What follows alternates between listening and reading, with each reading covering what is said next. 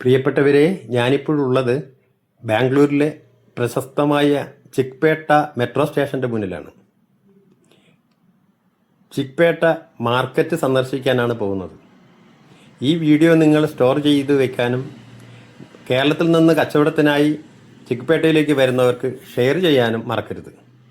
പാലക്കാട് നിന്നും ചിക്പേട്ടയ്ക്ക് 370 കിലോമീറ്ററാണ് ദൂരം. പാലക്കാട്, കോയമ്പത്തൂർ, സേലം, കൃഷ്ണഗിരി, ഹുസൂർ വഴിയാണ് ബാംഗ്ലൂർ എത്തിയത്. ഏകദേശം 8 മണിക്കൂർ സമയമെടുത്തു. ഇഷ്ടംപോലെ ട്രെയിനും ബസ്സും കിട്ടും. ബാംഗ്ലൂരിൻ്റെ ഹൃദയഭാഗത്ത് നൂറ്റാണ്ടുകളുടെ പാരമ്പര്യമുള്ള ആയിരക്കണക്കിന് കടകളും വിശാലമായ സാധന സാമഗ്രികളും അങ്ങേയറ്റം തിരക്കും ചേർന്ന ഒരു മായിക ലോകം. അതാണ് ചിക്പേട്ട മാർക്കറ്റ്.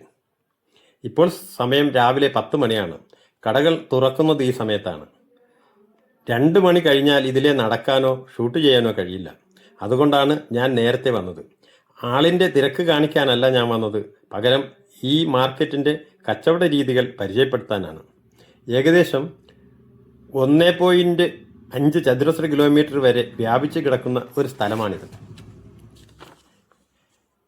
അവന്യൂ റോഡും OTC റോഡ്, അയ്യങ്കാൾ റോഡ്, അങ്ങനെ പല പല തെരുവുകൾ ചേർന്നാണ് ഈ സ്ഥലം. നടന്ന് ചുറ്റി കാണണമെങ്കിൽ 3 മണിക്കൂറെങ്കിലും വേണ്ടിവരും. ഈ മാലകളുടെ ഭംഗി നോക്കൂ. കേരളത്തിലെ വിലയും ഇവിടുത്തെ വിലയും തമ്മിൽ വ്യത്യാസം നോക്കിയാൽ ഇത് വെറുതെ വാങ്ങി വീട്ടിൽ കൊണ്ടുവയ്ക്കാൻ നോക്കും. അത്രയ്ക്ക് വ്യത്യാസത്തിലാണ് വില. ഓരോ തെരുവും പോയി 4 കൂടിയ ഭാഗത്ത് വന്നു ചേരുന്നു. വീണ്ടും തെരുവുകൾ പിരിയുന്നു. പെൺകുട്ടികളുടെ നെറ്റിയിൽ വയ്ക്കുന്ന പൊട്ടിൻ്റെ കളക്ഷൻ നോക്കൂ. മുൻഭാഗത്ത് ഒരു ചെറിയ വാതിലും കുറച്ച് സാധനങ്ങളുമേ കാണൂ. അകത്തോട്ട് കയറിയാൽ ഈ സാധനങ്ങളുടെ ഗോഡൗണുകളാണ് കാണുക. കാരണം ഇവിടെ നിന്നും മൊത്തം വാങ്ങി മറ്റ് സ്ഥലങ്ങളിലേക്ക് കൊണ്ടുപോയി ഈ കച്ചവടം വിപുലീകരിക്കാനും കച്ചവടം തുടങ്ങാനുമായിട്ടാണ് ആളുകൾ ഇവിടെ എത്താറ്. 1510 മുതൽ 1569 വരെ വിജയനഗരം ഭരിച്ച കേപ്രെ ഗൗഡയുടെ കാലം തൊട്ട് തന്നെ ചിക്പേട്ട വാണിജ്യ കേന്ദ്രമായിരുന്നു എന്ന് രേഖകളുണ്ട്. അദ്ദേഹമാണ് ബാംഗ്ലൂർ നഗരത്തിൻ്റെ സ്ഥാപകൻ എന്നറിയപ്പെടുന്നത്. 2026 സെൻസസ് പ്രകാരം ബാംഗ്ലൂർ നഗരത്തിൽ ഏകദേശം 1.28 കോടി ആളുകൾ താമസിക്കുന്നു. ഇവിടുത്തെ പ്രധാന പ്രത്യേകത നമുക്ക് എന്തും വിലപേശി വാങ്ങാമെന്നുള്ളതാണ്. ഒന്നിനും ഒരു ഫിക്സ്ഡ് റേറ്റ് ഉണ്ടാവില്ല. ഈ പ്ലാസ്റ്റിക് പൂക്കളെ കണ്ടോ? പുറത്തുകൂടി നടക്കുമ്പോൾ തന്നെ അവർ നമ്മളെ വിളിക്കും. അകത്ത് കയറിയാൽ നോക്കിക്കഴിഞ്ഞാൽ തന്നെ വേണ്ടാത്തവരാണെങ്കിൽ പോലും ചിലത് വാങ്ങാൻ കഴിയും.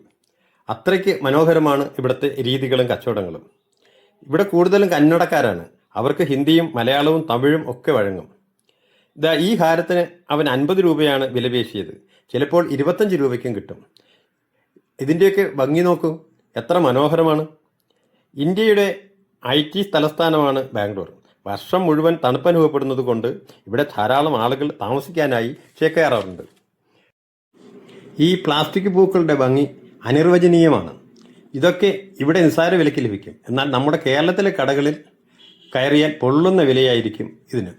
ചെമ്പു കൊണ്ടുള്ള വിഗ്രഹങ്ങൾ, ദ്വാരക ശില്പങ്ങൾ, വിവിധ തട്ടുകളുള്ള നിലവിളക്കുകൾ, ദൈവങ്ങളുടെ പ്രതിമകൾ, ചെമ്പുപാത്രങ്ങൾ, കൂജകൾ, ദൈവ കവചങ്ങൾ, എന്തും ഏതും നമുക്കിവിടെ കിട്ടും. ഇതൊക്കെ കാണാനും കണ്ട് ആസ്വദിക്കാനും എനിക്കിഷ്ടമാണ്. അതുകൊണ്ടാണ് ഞാൻ യാത്രയെ ഇഷ്ടപ്പെടുന്നത്.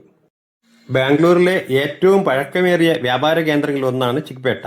ചിക്ക് എന്നാൽ ചെറുത്, പേട്ട എന്നാൽ മാർക്കറ്റ്, ചെറിയ മാർക്കറ്റ്. പഴയ കാലത്ത് ഒരുപക്ഷെ ഇത് ചെറിയ മാർക്കറ്റ് ആയിരിക്കണം. ഈ ഭാഗത്ത് നല്ല കരിമ്പിൻ ജ്യൂസ് കിട്ടും. ഈ മാർക്കറ്റിൻ്റെ ഉൾഭാഗത്ത് ഹോട്ടലുകളൊന്നും തന്നെ കാണാനും ഇല്ല. അതുകൊണ്ട് ജ്യൂസ് കുടിക്കുകയേ നിവർത്തിയുള്ളൂ. നമ്മൾ മാർക്കറ്റിൻ്റെ ഉള്ളിലേക്ക് കടന്നാൽ ഇവിടെ കടകളുടെ ഏജന്റുമാരുണ്ടാവും. അവർ നമുക്ക് വേണ്ട സാധനങ്ങൾ ഉള്ള കടയിലേക്ക് കൂട്ടിക്കൊണ്ടുപോകും. ഈ ഇരിക്കുന്നവരും നിൽക്കുന്നവരും പല പല കടകളുടെ ഏജന്റുമാരാകും. പണ്ട് കാലത്ത് മസാലകൾക്കും പട്ടുവസ്ത്രങ്ങൾക്കുമാണ് ഇവിടെ കച്ചവടം തുടങ്ങിയത്. ഇന്ന് സിൽക്ക് സാരികൾ, മൈസൂർ സിൽക്ക്, കാഞ്ചീപുരം സാരി തുടങ്ങിയവയും ആധുനികമായ എല്ലാ സാധനങ്ങളും ഇവിടെ ഉണ്ടാവും. വാങ്ങുമ്പോൾ വിലപേശി വാങ്ങാൻ കഴിവുള്ള കന്നഡ ഭാഷ അറിയുന്നവരെ കൂട്ടുന്നതാവും ഉത്തമം. സാരികൾ വളരെ ശ്രദ്ധിച്ച് വേണം വാങ്ങാൻ. എത്ര രൂപയുടെ സാരിയായാലും വീട്ടിൽ കൊണ്ടുപോയി നിവർത്തി പോയാൽ അവർ തിരിച്ചെടുക്കില്ല. ശീതീകരിച്ച നഗരം, ടെക്നോളജിയുടെ നഗരം, IT ഹബ്ബ്, മോഡേൺ മെട്രോ, ഇതെല്ലാം നമ്മൾ കേട്ടിട്ടുള്ള ബാംഗ്ലൂർ ആവാം. പക്ഷേ ഈ ആധുനിക നഗരത്തിൻ്റെ യഥാർത്ഥ ജീവിതം കാണണമെങ്കിലും ഈ മാർക്കറ്റിലെത്തിയാൽ മതി. കൺമഷി, ചാന്ത്, പൊട്ട്, വള എന്നിവ കൊണ്ടു നടന്ന് വിൽക്കുന്ന പാവപ്പെട്ടവർ, ഒരു ദിവസത്തെ നിത്യവൃത്തിക്കായി പാടുപെടുന്ന പട്ടിണിപ്പാവങ്ങൾ, അവരുടെ കുടിസ് റൂമുകളും ഈ മാർക്കറ്റിൽ തന്നെയുണ്ട്. ഈ മാർക്കറ്റിനകത്ത് ആരും അറിയാത്തതുപോലെ അല്പം ഉള്ളിലായി മനോഹരമായ ഒരു ജൈനക്ഷേത്രമുണ്ട്. ശ്രീ ആദിനാഥ് ജൈന ശ്വേതാംബര മന്ദിർ. ഈ മന്ദിരത്തിൻ്റെ ശില്പചാരുതയിൽ ലയിച്ച് നിന്നുപോകും. അഹിംസയാണ് ജീവിതത്തിൻ്റെ പരമമായ പൊരുൾ എന്ന് ഏതൊരു ജീവിക്കും ദോഷം ചെയ്യാതിരിക്കുക എന്ന മഹത്തായ സിദ്ധാന്തത്തെ മുറുകെ പിടിച്ചവരുടെ സമൂഹം ഈ ഭാഗങ്ങളിൽ ഇപ്പോഴും കാണാം. ഈ ചാക്കുകെട്ടുകളിൽ റോഡ് സൈഡിൽ വെച്ച് കച്ചവടം നടത്താനുള്ളവയാണ്. ഇത് തട്ടുകളിലോ സ്റ്റാൻഡുകളിലോ വെച്ച് വൈകുന്നേരം വരെ വെയിലത്ത് നിൽക്കും. ഈ കുട്ടിയുടെ സന്തോഷം നോക്കൂ. ചിലർ അങ്ങനെയാണ്. മുഖം നല്ലപോലെ നമുക്ക് തരും. മറ്റുള്ളവർ ക്യാമറ കാണുമ്പോൾ തന്നെ പുച്ഛമാകും. അതുപോലെ തന്നെ കടക്കാരും. ചിലരുടെ കടയുടെ ഫോട്ടോയോ വീഡിയോയോ എടുക്കാൻ സമ്മതിക്കില്ല. ചിലപ്പോൾ അത് അൺലീഗലായിരിക്കും. അവർ കച്ചവടം നടത്തുന്നത് തന്നെ നിയമവിരുദ്ധമാകാനാണ് സാധ്യത. ബാംഗ്ലൂർ സിറ്റി റെയിൽവേ സ്റ്റേഷനിൽ നിന്നും ഏകദേശം 3 കിലോമീറ്ററാണ് ഇവിടത്തേക്കുള്ള ദൂരം. സമീപത്താണ് മെട്രോ സ്റ്റേഷൻ. ഞാനത് ആദ്യം കാണിച്ചതാണ്. ബസ്, ഓട്ടോ, ടാക്സി എന്നിവയൊക്കെ ഇവിടെ എവിടെ നിന്നാലും കിട്ടും. ഇന്ത്യയുടെ സിലിക്കൺ വാലി, സ്റ്റാർട്ടപ്പുകളുടെ തലസ്ഥാനം, ഗാർഡൻ സിറ്റി, ഇതൊക്കെ ബാംഗ്ലൂരിൻ്റെ പേരുകളാണ്.